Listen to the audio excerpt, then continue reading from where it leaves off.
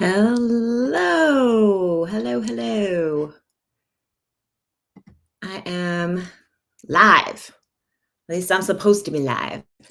I know there's a small lag, so I'm going to wait a sec and see if people are starting to see me out there on the YouTube channel, out there on Patreon. Thank you for tuning in if you are here. And thanks for tuning in if you are catching this on a replay too. I am going to jump right in because I like to keep these live streams a little shorter lately. I used to always come on and be like, I'm going to go for an hour today and do an hour-long chat. And that's not really my goal. My goal is more to make this easy to digest. Hey, Carissa, it's great to see you. I was just thinking about you yesterday. So thanks for being here. Thanks for tuning in. And let's get to it. Today, I want to talk about accountability. What does accountability look like in your business? This is a question. A lot of times I'll come here to answer questions that I get from other people. And I'll be honest, I feel like this is something I'm kind of doing for me today. Okay. What does accountability look like? Because so one of the reasons I was thinking of Carissa, who tuned in and said hi, is because she came to my Floralpreneur workshop last month, right? So I still have her work in my studio. So anyway, I was looking at it yesterday. And what is funny, what I'm noticing is like a little, like I'm doing the things I got to do, but a little lack of accountability in my own business in the last 4 weeks. And maybe that's not even actually the right way to put it.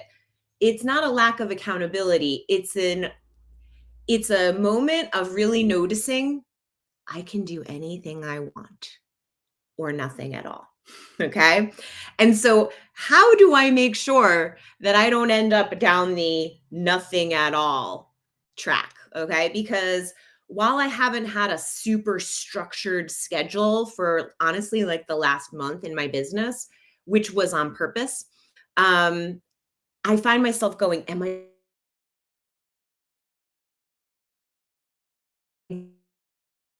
doing this week, this hour? And I want to share some tips on how I actually keep myself accountable, even in this loosey goosey time that feels less than my most productive time. It's okay for us to be a little bit not the most productive at times, as long as we're still focused on the things that matter. Okay. So, how do we hold ourselves accountable? Okay. What does accountability look like? I feel like it should be like a cheer. What does accountability look like? Okay. I don't know why I feel like that, but I do. Um, and the truth is, it really is something that for me feels like not making excuses. It's just hard when you're in your own business. All right. So I have had my own business for 22 years. I've been a floral designer for 30 years. If this happens to be your first time watching me, thanks for tuning in. I'm Alison Ellis of realflowerbusiness.com. And I teach floral designers how to run their business in a way where you feel more confident, more productive, more focused, more profitable. But when it comes to accountability, complaining is often one of the things that makes us as a business owner seem less than fully accountable for our choices. Okay. So, one of the places where I see a lot of complaining is on social media. I've talked about this for a long time now. I'm a little bit of a broken record, but content creation often comes in the form of complaining lately.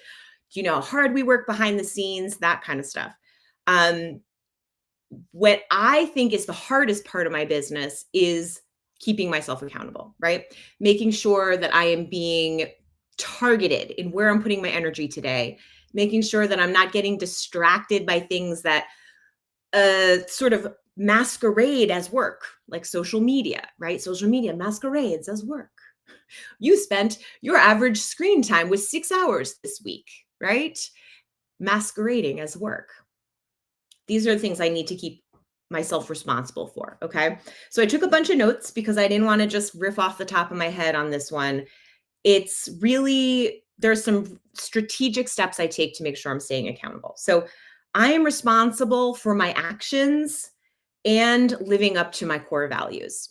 And that is what helps me stay accountable. Okay. So, first, core values. Having core values in your business, the things that you promise to your customers, the things that you believe in as a brand and as a business, these can help align my words and my deeds. So if I say that customer service is a priority for me, then I know that my actions need to be aligned with that in the form of fill in the blank, a prompt reply, a phone call, um, writing a proposal and getting it out on the day I said that I would have it out, right? Those are the things that I can do to hold myself accountable. And it makes it easier when I have core values defined. Does that make sense?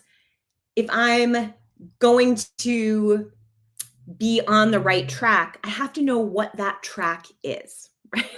I have to define the check marks, the checkpoints.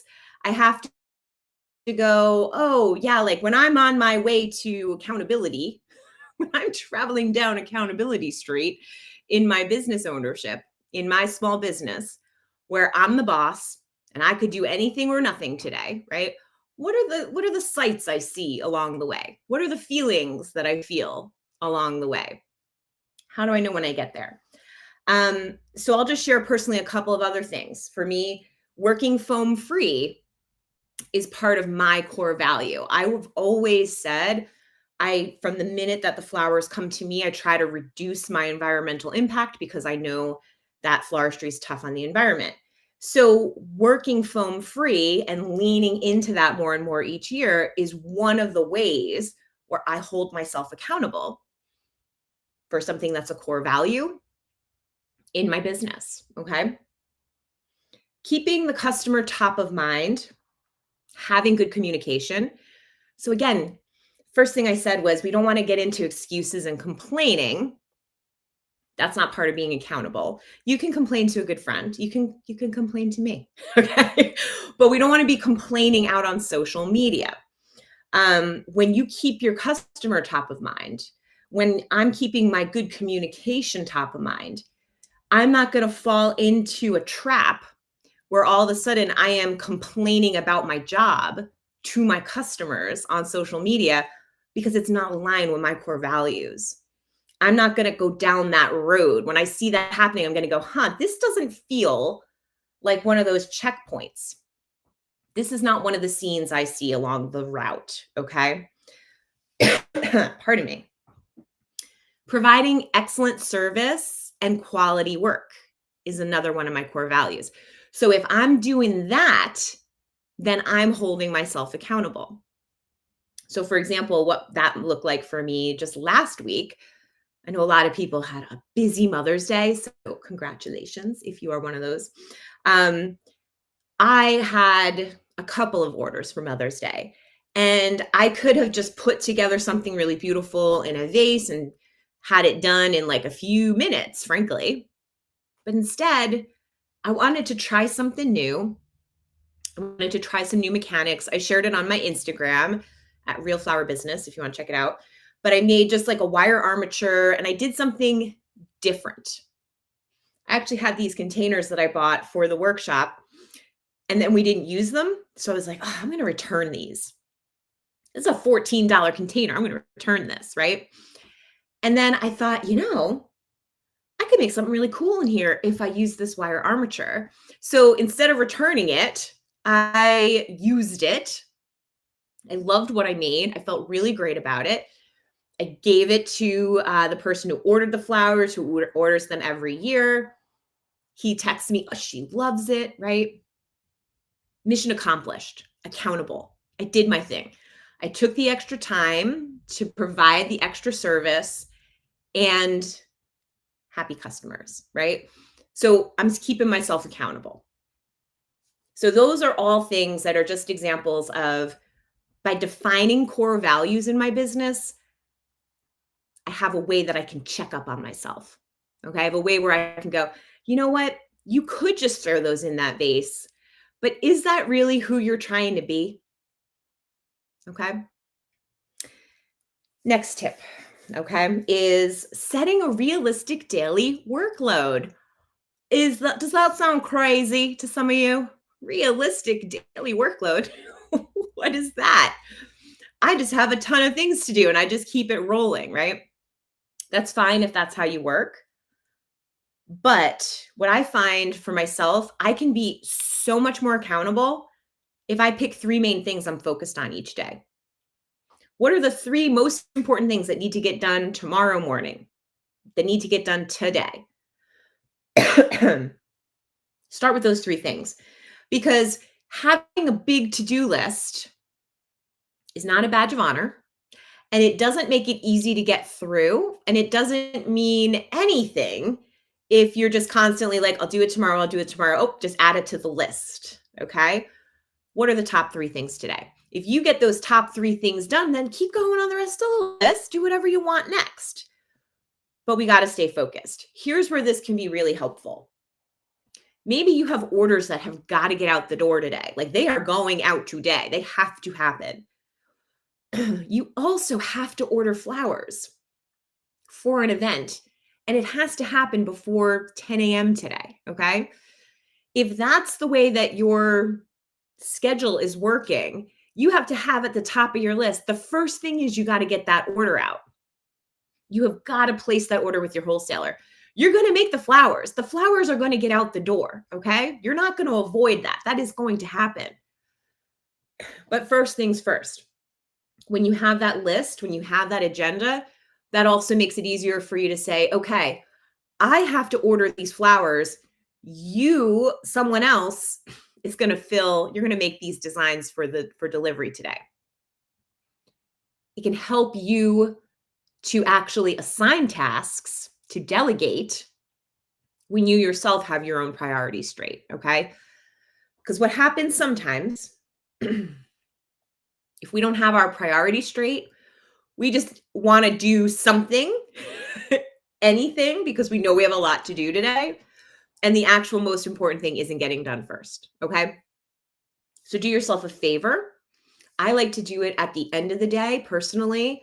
Or it doesn't have to be end of day, just at some point today, writing down the top three things for tomorrow. If you want to start your day by picking the top three things in the morning, you can do that too. It helps me get things out of my mind, though. If I know, okay, here are the top three things, I don't have to hold on to it. Oh, don't forget to order. Don't forget to place that order because you will forget. Another thing that's part of setting a realistic daily workload is taking some time off. Whether that's a break in the middle of your day, whether it's an actual vacation, whether it's just particular days that you give yourself off throughout a week or a month, that is really part of setting a realistic daily workload. Again, just like having a never-ending to-do list is not a badge of honor, never, ever, ever taking any time off is not something to be proud of either, okay? It's not a sign of a healthy work-life balance. It's also not even the sign of a hard worker, if I'm being honest, because when you are really dedicated to doing your best work, you know that you need a break, you need to recharge. You know, it almost starts to feel cliche to say, like, you can't pour from an empty cup, right? But that is the idea. You cannot give if you haven't given to yourself first. It's the same thing in your business. There's no such thing as, my back hurts so much and my feet are killing me so much I can't stand, but I have to keep doing this, right? You have to figure out, how do you not work that number of hours? How do you find those moments to break throughout the day that help you prevent from getting to that extreme level of pain, exhaustion, which hopefully doesn't happen every day or week in your shop, only when there's a special holiday or a big event. But we all know what that's like.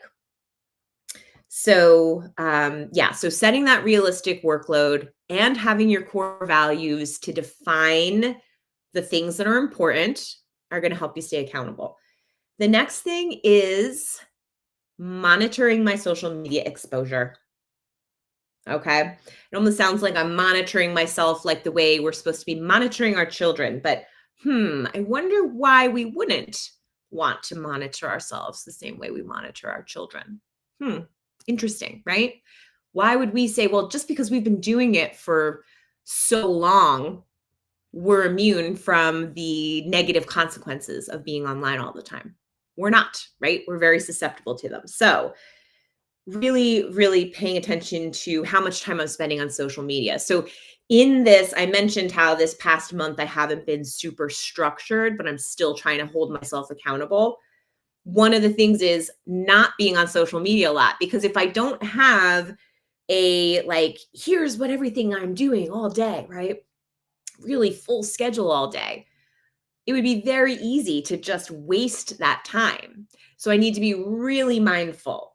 And what is interesting to see is how much time is freed up when you're noticing that you're going to the phone to check something instead of just doing it. You're like, I'm here already. Too late, right? Already clicked it.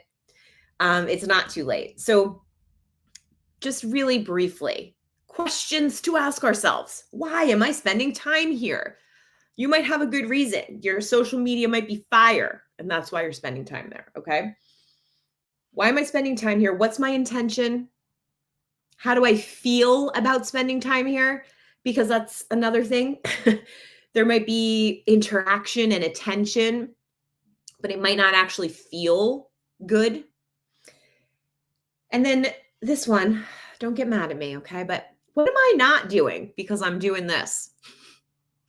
This is a big one for being online for me lately, okay? What am I not getting to because I am doing this? All right. So, next, because I work from home. Now, I know a lot of you work from home, not everybody does. But because I work from home, I also have to watch my home work balance. Home versus work, okay?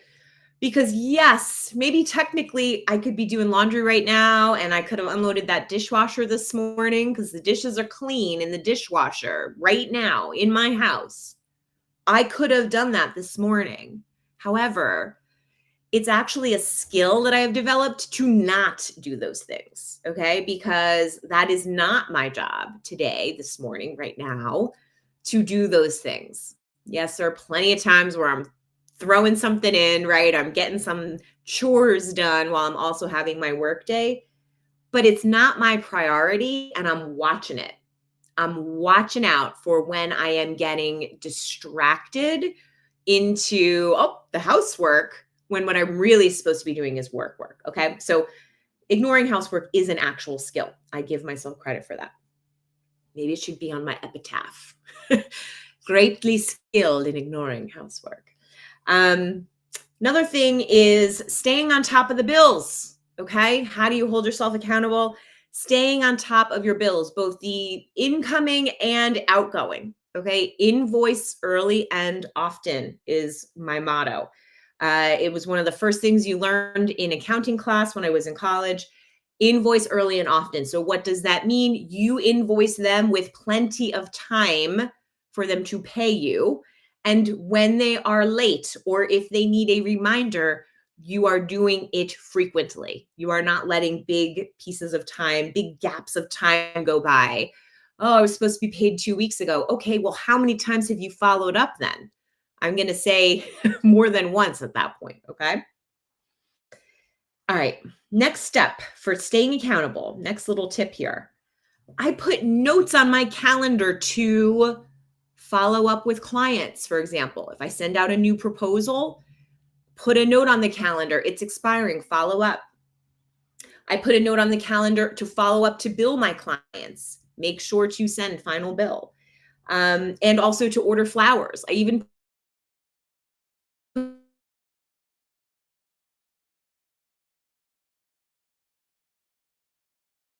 it's not real. For people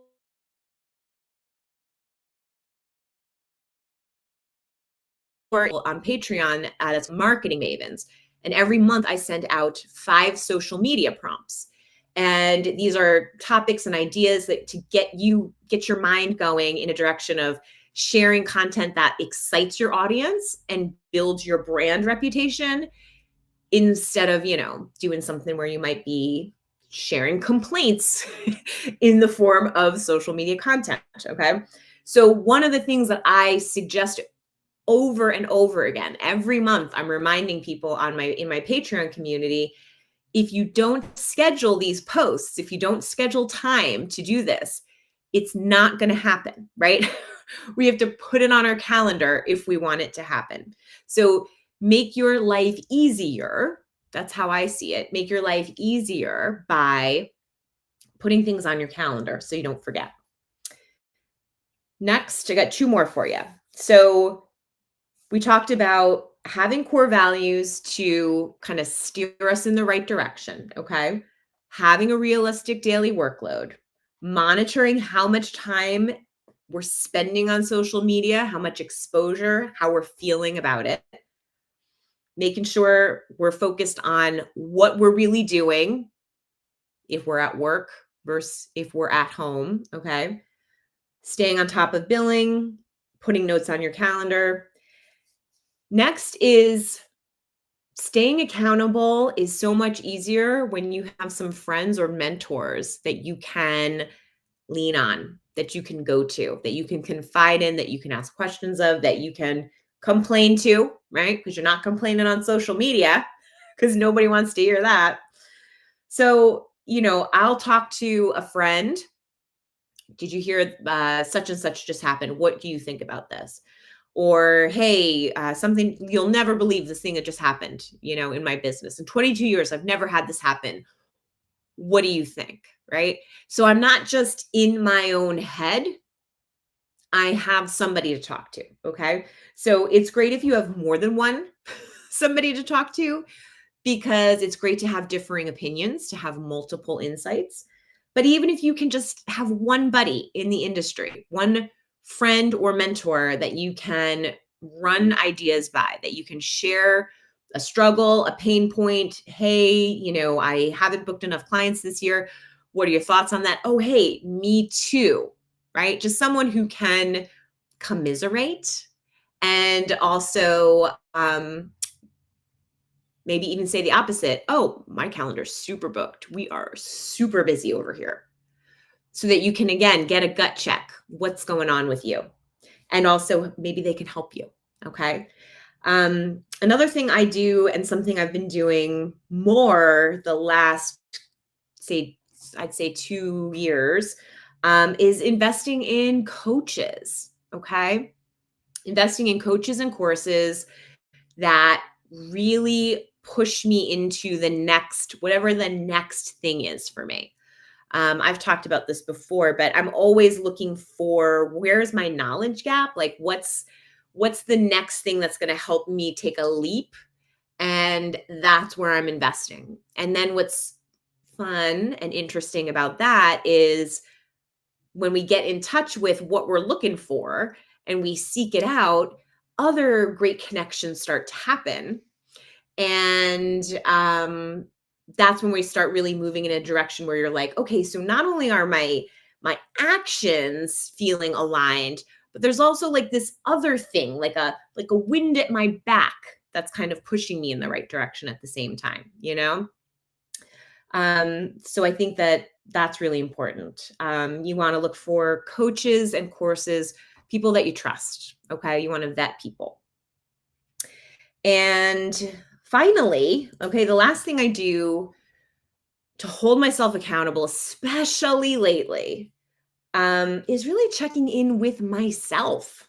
Okay. With me, myself, and I. What is going on? What is going on right now? What am I doing well? Because that's a question we don't ask and answer enough. What's going well? What am I really great at right now? Okay. What do people buy most often? Okay. When I'm trying to hold myself accountable in my business, sometimes it's easy to go, what I need is something new. I need a new offering. I need to sell something new. Okay. Well, before doing that, start with what's selling well now. Okay. Ask yourself, what is happening now? What is real right now? So what am I doing well? What is selling well? And then what do I need? What do I need? It could be education. It could be that you need help in terms of an employee. It could be that you need some kind of other resources or supplies. It could be I need to quit my day job. It could be I need to get a part-time job. Okay. Like people are going to be all over the spectrum. What do I need right now?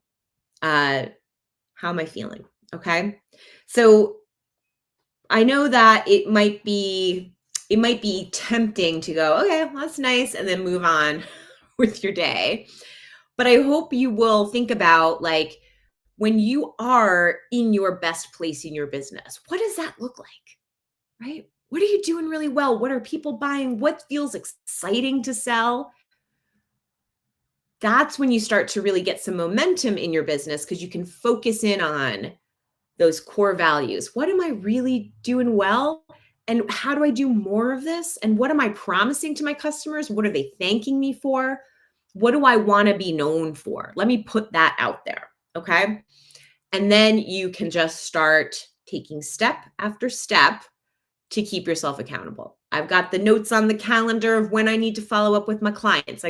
Right? I'm making sure I'm invoicing people. I'm keeping up on my books. I'm doing all the basic things, but I'm not getting overwhelmed by tasks that are low reward, high energy, low reward tasks. Okay. Hey, Marianne, I see your comment. She says, every Monday I meet with a florist friend. Yep. To share ideas, toss around, do a little complaining. I like it.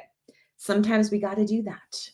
I have some other questions that I have received from florists I want to tap into for a second as well, because there was a really good one that came in my group. But if you do need some help in your business, I want to make sure you know about a couple things. First of all, you can always go to my website at realflowerbusiness.com. Blog posts, lots and lots of free resources there. But I also have, like I've mentioned, my Patreon community where I'm sharing lots and lots of lessons. There's a tremendous vault of lessons over there. But every month I'm sharing social media prompts with marketing mavens. Instead of just following whatever you're doing with your social media right now, where you're just kind of following trends, I really want to encourage people to think about how you show up in a way that feels more authentic. And that's what my social media prompts help you do. It sounds a little bit contradictory. Like, let me give you some prompts so that you can show up more like yourself. Kind of sounds funny, but it is something where what I see constantly, I'm even seeing it like in stories, right? People who are doing social media right, it's so loud and it's music after music, it's song after song. And I've heard that song 18 times from a bunch of different people. We can do better, right? You can stand out by not doing what everybody else is doing. So if you want to do that, if you want to stand out by not doing what everybody else is doing, check out my Marketing Mavens tier on Patreon to get some inspiration there. I also do one-on-one coaching if you need a one-on-one call to talk about some things. So yeah, I just want to throw those things out there if you need some help from here. And I'm going to do another coaching call. Actually, I'm going to do a call with my Patreon subscribers later this month. I'll send everybody an invitation to a Zoom to have a little intention and a productivity power hour. I think it's been like over a year, maybe even 2 years since I did my last productivity power hour. And I love it. We sit down and we like do some work. By the end of the hour, you have actually like had a very productive little lunch break. So yeah, we'll do that. I'll be scheduling that. I have a date for it. If you're on Patreon, it is going to be on the 28th, May 28th. Okay, so real quick, if you have any questions, please let me know. Feel free to leave a comment. But I want to tap into this question. So I'm saying tap into the question because there isn't like one perfect answer. All right. But a question was asked in a super heartfelt way in my group. Like, can I really make a career out of this? Can I really ever expect to make money from my floral business? So how much do you really make in your business? What kind of business are you and how much do you pay yourself? Was essentially the question in my Facebook group. And people were very generous in answering in a lot of ways that were like pretty specific. So let me just say, it is going to be so vastly different for everyone in terms of what it takes for your floral business to support your lifestyle. Okay. It's going to depend on where you live, cost of living. It's going to depend on your personal needs. It's going to depend on how much money you need to pay yourself. Okay. And it's also going to depend a lot on how hard you're willing to work, how much market share you can really grab in your particular market. And it's also going to depend on where you are in like the arc of your business. Where we are in the beginning of our business isn't necessarily where we're going to be later on in our business. So there are a lot of different variables. So I don't want to tiptoe around this question and say it's going to depend. Have a nice day. The truth is, I talk to a lot of floral designers in one-on-one calls, and there are a lot of florists who are really just hoping to pay themselves like $40,000 a year. $40,000 would be great, and that's their goal. And then I talk to floral designers who are closer to 70. They're paying themselves $70,000 this year, okay? Or that's their goal. There's a range, huge range, okay? Because while there's some people who are like, yeah, I'm like paying myself 70, or I paid myself 70 a couple years ago, I'm hoping to get back there. There's also those people who are like, I'm not really paying myself at all right now or ever. Okay. So even those people who are in that $40,000 range where you might go, oh, well, that's not a lot, right? Even if that might be the reaction, there are people making a lot less than that because they're not paying themselves at all. And that is true for any business, any business. Okay. There are people that have the most popular restaurant in town and they are not paying themselves. Okay. This happens to small business owners in small businesses of all different kinds. It's not a way to sustain your business, and I do not recommend it. I do not recommend not paying yourself in your business. Pay yourself first is probably the only thing I learned in accounting class before invoice early and often. Okay. Pay yourself first, invoice early and often. So can you make more than that, right? Can you make $100,000, $200,000 as a florist? Maybe. But what you need to know if you're really trying to figure out, can I actually quit this job? Can I quit my life and do this life, right? Can I actually make this work? The real question is, how much do you need to pay yourself? How much do you need to sell in order to pay yourself that much? How much are you currently selling? And what does it take to get to that level that you need to be at in order to pay yourself? Okay. It is not even in any way, shape, or form a one size fits all answer. For some people, it is going to be so, it might sound so crazy. You go, oh, you know what? We had a sales of $1 million in our shop this year, but the owner is getting paid $18 an hour if they're lucky. Okay. Things can't be judged by the outside and what it seems like is happening. Oh, well, that's a busy shop, so they must be doing well. Okay. Just because you're doing a lot of business doesn't mean you're making a profit. And just because you are not making a lot of money in your business now doesn't mean that you can't work up to that, but you want to have a really clear understanding of what it takes to get to your specific goal. Okay. I hope that is helpful and specific enough to help you figure out, like, wherever you are in your market, wherever you are in your business, what that actually looks like for you. Some people feel like it's I mean, I had somebody once who was like, I want to pay myself $200,000 in my floral business. Okay, let's work up those numbers. Like, how are you going to sell this much in flowers in order to do that? And it became pretty clear that actually wasn't going to happen, right? And I'm not saying that to be negative. I'm just saying, hey, better to know, right? Better to know. One more question that I got that is kind of an easy peasy one.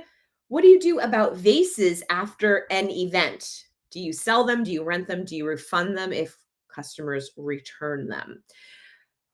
Again, not a one size fits all thing. I prefer to sell vases to my clients so that if the flowers get legs at the end of the evening and walk away, I am not upset. I am not out anything, and I'm not billing my client for items that went missing.